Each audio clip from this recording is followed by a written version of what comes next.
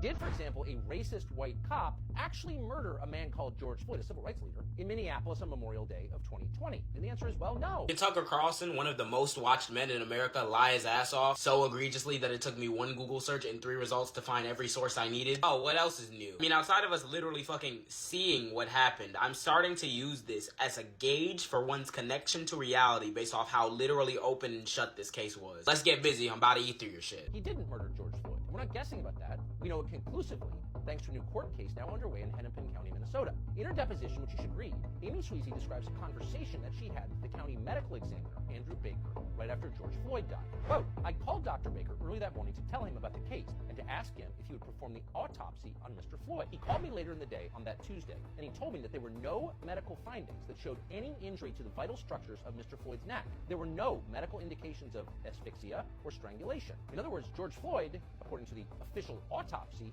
was not murdered. He died instead of what we used to call natural causes, which in his case would include decades of drug use, as well as the fatal concentration of fentanyl that was in his system on his final day.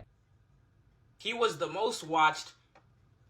One, let's assume that you're right and he actually died of an overdose and he put this cause of death in the autopsy report to lie about it. What would the rationale behind that be? Well, JJ, he obviously put that cause of death in the autopsy because if he had kept it honest and not lied to fit the media narrative, everyone would have gone crazy. But isn't the only thing y'all talk about from 2020 the rioting and the looting that happened anyway? How are you to argue to me that they were so intimidated by the public pressure that they lied in the autopsy report to stop a catastrophe from happening, but according to you guys' metric, the catastrophe happened? What happens when the actual evidence doesn't match up with the public narrative that everyone's already decided on? And then he said, quote, this is the kind of case that ends career. In other words, everyone lied about it from the very beginning. Well, no, you see, he was trying to save his career, like he said, as this is the type of case that destroys careers. So he put that result in the autopsy to give people a reason to protest and save his own skin. Source, I made it the fuck up. But let's explain what you have to believe in order to believe that. Despite this deposition that Carlson cites being the concrete proof and the definitive proof that George Floyd actually was not murdered, you'd have to believe that the person who conducted the autopsy and Sweezy had this conversation that has come out now,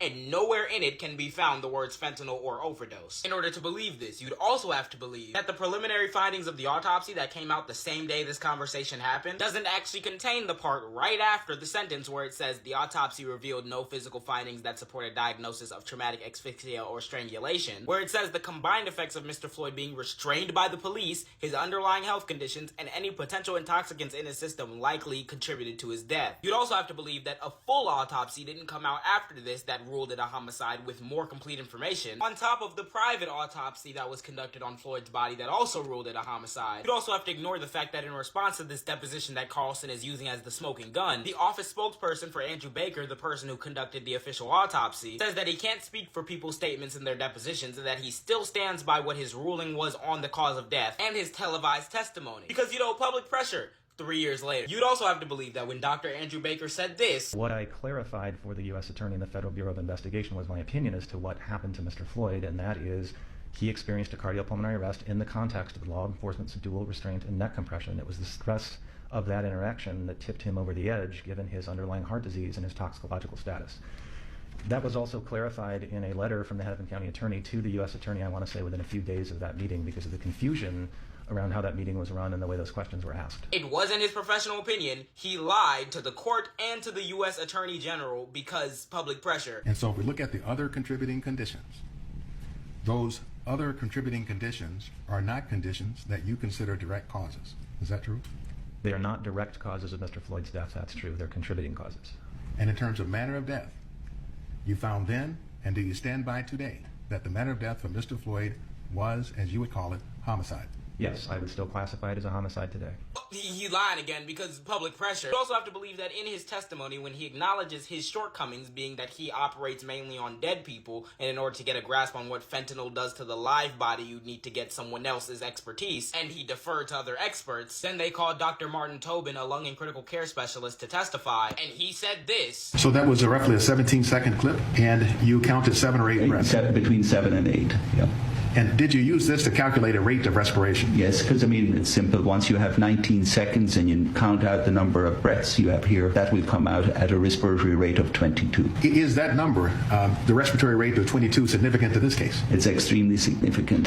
Why is that? The question of fentanyl And if fentanyl is having an effect and is causing depression of the respiratory centers, the centers that control breathing, that's going to result in a decrease in the respiratory rate. And it's shown that with fentanyl, you expect a 40% reduction in the respiratory rate. So with fentanyl, his respiratory rate should be down at around 10. Instead of that, it's right in the middle of normal at 22. It must have just been a fucking coincidence, and then they were all lying about it because they were scared of... Tucker Carlson isn't my concern here. We know he's a paid liar. My concern is just how many people genuinely believe this shit and fall for propaganda that's this dog shit because they want to. But it's worth asking yourself why one of the most watched men in America would come on TV, come on the internet, and cap his ass off about a death that we all saw in front of our eyes, so much as to utter the words. Did, for example, a racist white cop actually murder a man called George Floyd, a civil rights leader, in Minneapolis on Memorial Day of 2020? And the answer is, well, no. Knowing how big of a lie that is, it means so much to millions of people that the police couldn't have done anything wrong here and that he brought it upon himself or that he deserved it or that he didn't actually get murdered. Precisely because it shields everyone who watches them from thinking that maybe I could be wrong. Maybe they have a point. Because once that gets through, you start asking a lot more fucking questions that Tucker Carlson and Candace Owens and Ben Shapiro and Michael Knowles, etc. would not want you to be asking. Good day. Hey.